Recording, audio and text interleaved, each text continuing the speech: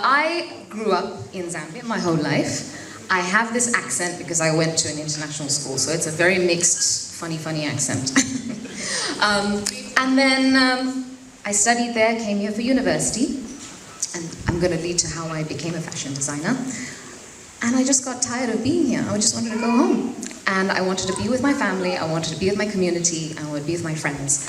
And because I'd studied fashion merchandising, it was the business of fashion, and I thought I want to go home and build my own brand. So I did, but it was such early days. Fashion was a very slow market. It's growing so much right now, but this was in 2009.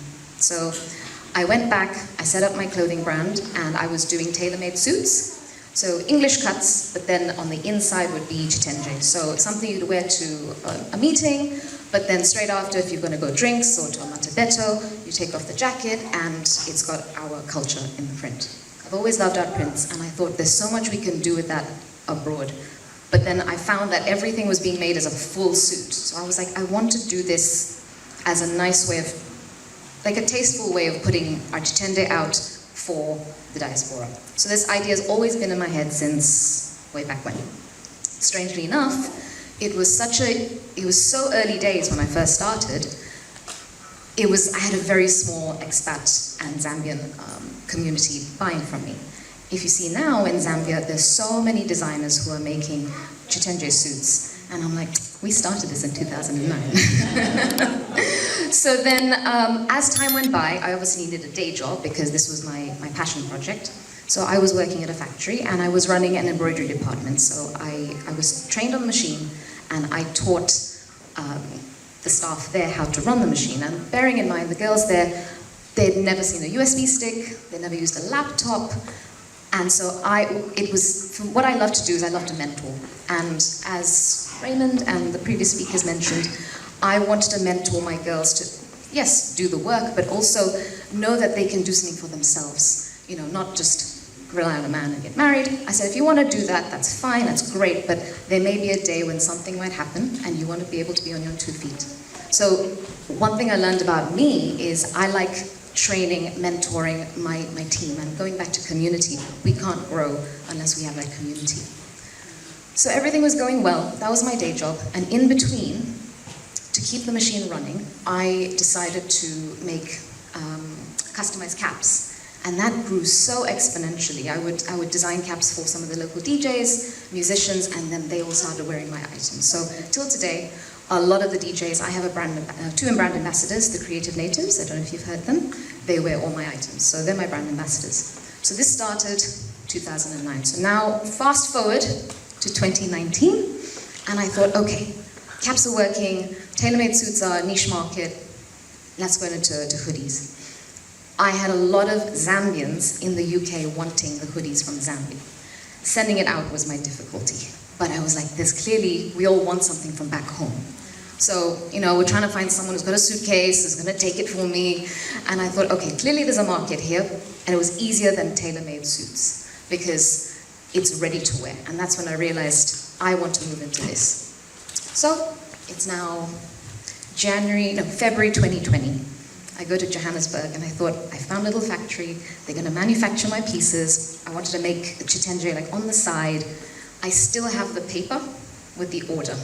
And I thought, I'm gonna go to the UK, have a quick holiday, see my sister, and then I'll head back and make my full order when I balance my books. What happened in March 2020? And I thought, okay, now you know what, I've got a bit of time now, I can work on the designs. So I went online, I taught myself graphic design, I finally had time. Luckily, because I had mentored and trained the girls back home, that department at the factory was still running. I was making sure, I was doing WhatsApp calls, I was making sure these girls didn't feel that just because I'm not there, they don't feel like they've lost a job or they've lost their livelihood. It's not just coming down to financials, it's coming down to having that community, especially having a woman to lead them. And this is from a young age, this is from the age of 25. So I think that came from because I've always wanted some sort of role model, I guess you could say, and I wanted to be that for these women. So in between, I thought, okay, I've got a bit of time, let me learn graphic design. I had some pictures of chitenjes I'd got from Kamala.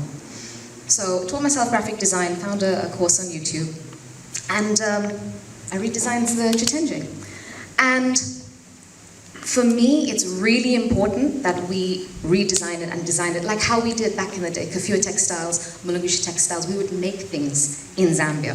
Now, our chitenje comes from China. I'm like, I'm not gonna have our things coming from China.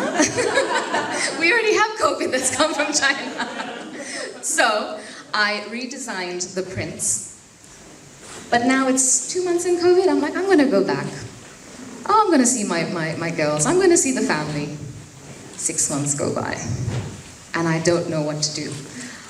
Meanwhile, I found a factory in Europe that could design for me, but we all know European prices versus Zambian prices are two different things. So at 6 months, I'm like, I need to find a job because my kwacha's not gonna do any more for me here. I must have gone through 5 jobs, down to even learning to be a vaccinator. Every time I got a job, there was a lockdown. There was something that was happening. So I finally, and I'm still in a job with the NHS, and that's helped me fund being able to get samples done, being able to set up my website. So it's been very slow, and building it slowly, but what happened during the pandemic is everyone was wearing joggers, everyone's wearing leggings, everyone's wearing hoodies. So my tailor-made suits are not gonna work for anyone here. Everyone's doing their work in their sweatpants. So I said, if I'm gonna wear a pair of sweatpants or a pair of leggings, how do we make it different? So the factory I was working with had allowed me to put the prints like on the waist or on a hoodie, it's just on the hood. And I really missed home. I wanted to make a product that when I wore it, it's not just your standard black hoodie, it's got some print. Where is it from? It's from my country. I'm wearing my country on my back. That's the motto I've gone with, because we have so much of us, and even here right now, the diaspora of Zambians, or anyone who's lived in Zambia. I always say, when you've lived in Zambia, it's like a mosquito, it gets in your blood, and then it's just there. So many people I've spoken to, they've lived in Mozambique, they've lived in Malawi, they all speak so fondly about Zambia. So these prints represent home to me. So during that time, those 6 months, spoke with a friend, she helped me with my color palette, and we matched every color to the flora and fauna of Zambia. So the purple is our color, but the shade of purple is the jacaranda tree. The beige is our baobab tree. The green is our trees. And it's very much like how our flag is. Our flag has different meanings, the colors in it. So everything about the brand is related to back home, but also being here in the pandemic, as much as I missed home, it allowed me to reinvent myself, because I was now not just making suits. I was making something which we can all wear as the diaspora, because now it's comfortable clothing. You're not going to wear a full-blown suit the way things are changing now. No one wears suits in meetings anymore. The pandemic changed all of us. What are we grateful for? Our health, our family, all these good things. Where do we come from? So the collection is called the Zikomo collection. So what I like to do is talk about investing in Africa, but today is I like to empower our women. Previous speaker was mentioning about, you want to make sure the women know that they have options. So if they see me and I'm doing this, so can you. And I make sure it's very, very physical. So when I go back, I sit them down, I ask them, if you want to get married and have a child, great. But make sure that your finances or your direction in life is set. And if they ever need help, they can always come to me. I love helping people as much as I can. So that's one way. Another way is, so I'm a type 1 diabetic. You can see my sensor here. So that's another reason why I went into sportswear. Because if I'm going to wear leggings, I'm not going to go to H&M. I mean, I can. But if I can wear my own brand and show it to the world, that's even better. So what I do a lot of back home is a lot of community work, because diabetes is an epidemic there. People don't even realize, they're like, it's hot, I want to drink some water. They're not realizing these are symptoms of diabetes, and I've helped so many young girls there. And again, it ties back to women's empowerment. And there was a third thing I was going to say. Excuse me. No, and then through the clothing, I mean, I didn't wear my pieces today, but there's a QR code, I've got a business card, have a look at it. If you see the colors, it's a reinterpreted chitenje. And I want to show the world that, as we were mentioning, previous speaker, West Africa is very strong and aggressive. East Africa, same thing. South Africa as well. But where are Zambians in the world? I went to an event it was a global meeting in Bulgaria 2 weeks ago. Everyone said, Victoria Falls, Zimbabwe. I said, no, it's 50-50. Okay. I said, no, I want to be a flag holder. I was the flag holder, and I want all of us to be a flag holder. If we can wear our clothing, not just back home and support local, but wear it abroad, and it has to be in a way that can work in the Western world. I mean, you know, to wear bright colors is great, but in this weather, on a daily basis, is a little bit hard, you know? So I made sure the designs were tastefully done. So for example, joggers will have a little bit of the print just on your cuff. The hoodie is just on the hood, so you can wear it every day. It's your standard functional piece. But it's from home.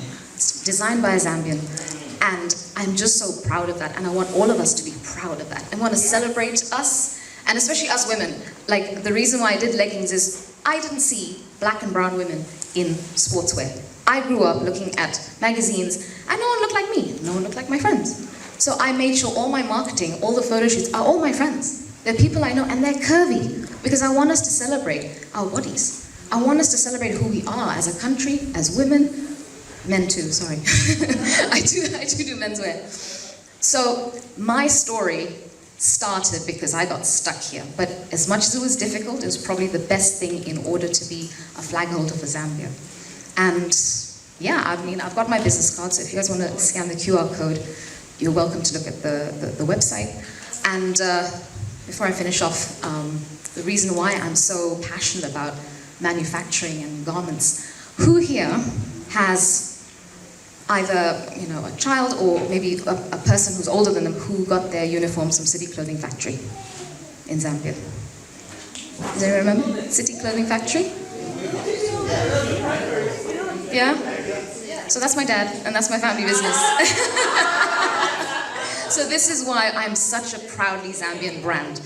Bearing in mind, my father was always my boss. He made me work Sundays to run that machine. He always instilled in me, he says, if you want something, you have to work for it.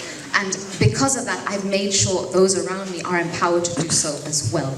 Because if we don't empower each other, who else is going to do that? And so that's why I feel so proud about being back home. I mean, we've been doing this since 1962. And, I mean, not me, my father. But manufacturing and proudly Zambian is in our blood. We've seen it from Kafir textiles. My father used to only source from local. And we're trying our best. Things have changed now. But we're proud. We're proud of being Zambian. And this is what we all need. And I'm hoping through the network that you follow my brand and we can take our Zambian celebration out to the world in the